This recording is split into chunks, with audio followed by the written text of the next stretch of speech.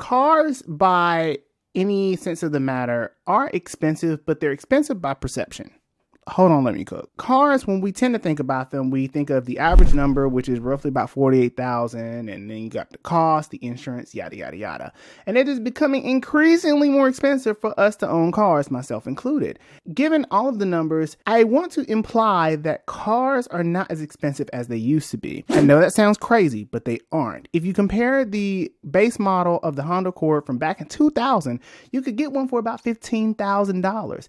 And in today's money, that is $31,000. The average cost for a brand new Honda Accord in the same trim, which would probably be the LX trim, would roughly cost you around $28,000 to $29,000, which is less than $31,000. But the perception of numbers does not matter. And it seems as though that more and more Americans are beginning to feel the cost of cars in the wallets that is basically getting hemmed up by inflation. This has been a very hot topic over the last week. And the real truth is that as we begin to evolve and transform ourselves to get ready to focus on trying to afford these cars amongst many other things, many Americans are reaching in a back pocket and going back to cash cars. And in this video, I wanted to talk about that. What's up, guys? My name is Chris, and welcome to The Breakdown, where we talk about everything cars, news, and reviews. If you're new to the channel, welcome. If you're not, welcome back. So last week I was away. My birthday was last week. And if y'all want to give me a birthday gift or you want to donate to the channel, feel free to donate to my Cash App, or you can go ahead and give me a coffee from Buy Me a Coffee. Just a shameless plug. But the thing is that cars as of late have become more and more expensive, and more Americans are beginning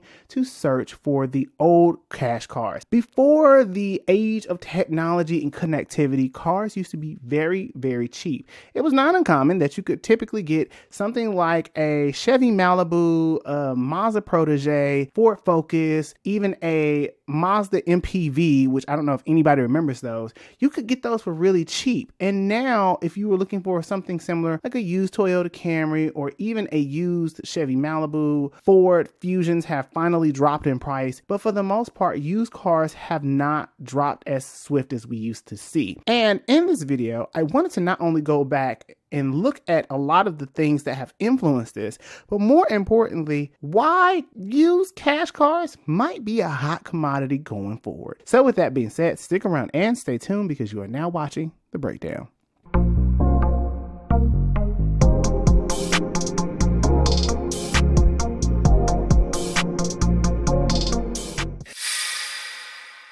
So, hopefully you guys missed me.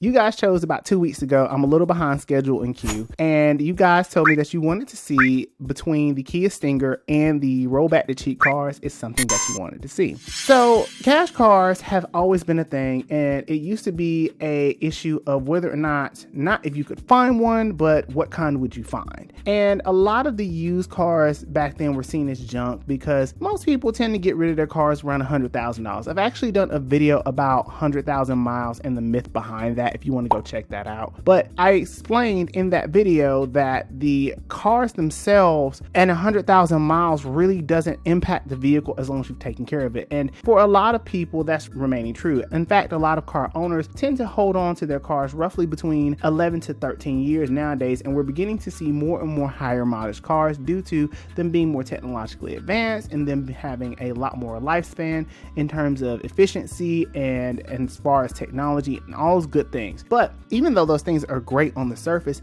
they also create a pillow for a lot of the car prices to remain the same. The other thing that controls the car prices itself is the market, whether it's being ruled by the dealership or whether it's being ruled by the private seller. The market tends to rule what car prices are. For context, back in 2013, the average cost of a used car was roughly about $30,798. The average cost of a car today is about $48,000, and it's been slowly trending downward, and it's been trending downward for some time, typically because most people have not been buying cars like that.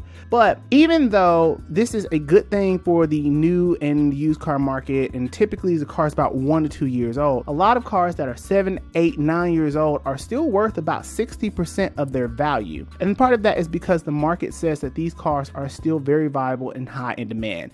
All of this is ruled by supply and demand. So if you really want to understand what's really happening, anything, it's mostly supply, demand, and a little bit of price gouging. Not gonna hold y'all. Now, if we take a trip back to 2020, it's evident that used car prices seem to be a little out of pocket. And part of that is because the used car market and the new car market almost coincided with the panty, and it had a lot of different consequences and some pros. It was very much, if you got in at the right time, you got a great deal on the car. One of the biggest things that happened during 2020 was that there were a lot of incentives to move new inventory, even though there was a shortage. I know there was a lot of conflicting messages, but there was definitely a lot of new car incentives because many manufacturers were getting incentive money from the government, which allowed them to subsidize and to incentivize incoming consumers to be able to buy those cars. Those are new cars. In terms of used cars, there are no incentives. And because there are no incentives and people have the perception that used cars are cheaper, it increased the demand for more and more people to chase after those used cars in the alluring idea that they were getting a better deal. Back in the early 2000s to mid 2000s, it used to be that cars you could roughly get somewhere in between $5,000 and $7,000, whether it be a Honda Accord or a Nissan Altima. You could get a really good deal on a car for less than $10,000, particularly because this was when cars were flowing free and there was an almost ridiculous amount of supply that was in the network. But as the Great Housing Recession happened, we saw a diminishing in production, and production of new cars impacts the supply of used cars. If less people have more new cars to buy, then more people go to used cars because people need a car. The difference is that the network around used cars is almost like the Wild Wild West, whereas the new cars are much more regulated by the government. Now, in terms of the price of cars and the supply of cars, the car prices themselves have remained somewhat steady, but we are rolling back into cheaper cars, particularly for this really big thing, which is affordability. Even though we have a plethora of finance options and we have a lot of things that are to our establishment to be able to get these cars, whether it be brand new or used, a lot of us are running into the issue where we're becoming increasingly unable to afford the cars because everything else is going up in price. We are now beginning to see more and more used cars on the market and being liquidated because people are trying to get them offhand. And this is an excellent time to buy a car if you are in the market for a used one. But you better get it soon because more and more people are starting to resort to the cheaper cars because they're low-hanging fruit and they're still properly working, as many of the newer cars do the same thing but cost almost 3 times as much. Now, I'm not gonna hold y'all. Back in the day, you used to be able to get that from Craigslist. You could get it on Facebook Marketplace nowadays, or eBay. I bought a few cars from eBay. But overall, the ability to be able to afford really decent cars is slowly diminishing because many Americans are becoming increasingly tight on their wallets as many things go up as a result of higher prices. And I think it's fair to say that also we don't consider the result of parts and services also becoming more increasing because we're having a shortage of techs, we're having a shortage of parts, and we're starting to run into an era where more and more parts themselves are becoming more expensive. And the other note is that newer cars, typically within the last 5 years, also have been affected by insurance. There's a whole spec of network of intricacies of things that impact the price of the cars today, and most consumers just want to be able to get from A to B. And speaking of, it's also important to note that a lot of those cars are starting to have more and more technology, which obviously increases the cost of the car. But the other thing to note is that they're for our safety. So it's almost a catch-22 that even though we may be reaching back for those cheaper cars, they're definitely not as safe statistically as the newer cars are today. And we have to pick a poison of which one we want. But more Americans are deciding that damn all of that, I need to be able to afford to get to work. And it calls into a bigger question of why we can't afford our cars. I want to caution you guys before you blame anyone or anything to really understand the notes and to follow the trails of events that have happened so that you can probably understand what exactly is the cause behind high car prices. Now, I will tell you this much is that car prices as a whole are starting to come down,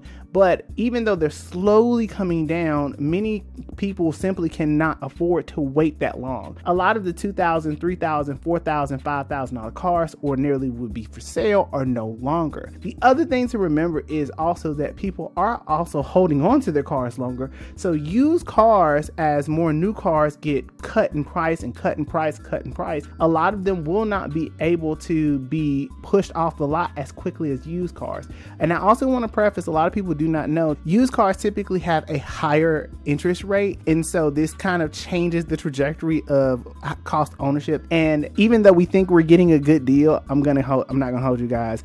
It's all smoke and mirrors. Do the math and you will realize that used cars aren't too much further in difference in price. And if you account for insurance typically gives you a lower rate for newer cars with more safety features, but they also cost more to repair. It calls into question that more people are starting to feel affordability problems. So now how are they coming to a solution? And that would be cheaper cars. So we're rolling back into more people wanting cheaper cars. The other thing to note is that a lot of people also are getting back into the aesthetic of simplicity. I know we talk about the simplicity and functionality, but a lot of people like the idea of just turning on the radio, simplicity and buttons, not that many screens. Now, I'm never giving up my Apple CarPlay. It'll never happen.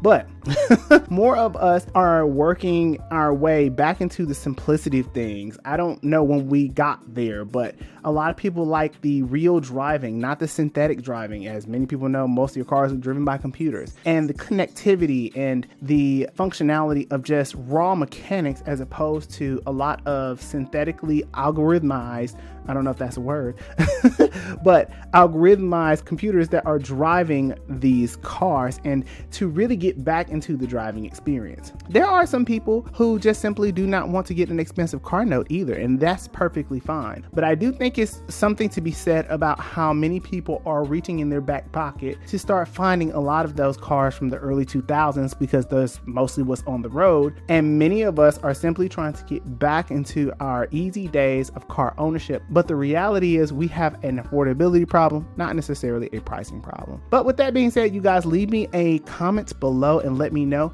if you have a cash car you have your eye on, if you bought one in the last couple of years, what that experience was like, and do you think you'll be buying a new car anytime soon? With that being said, thank you guys for your support. It means the world to me. And until the next video, I will see you guys later.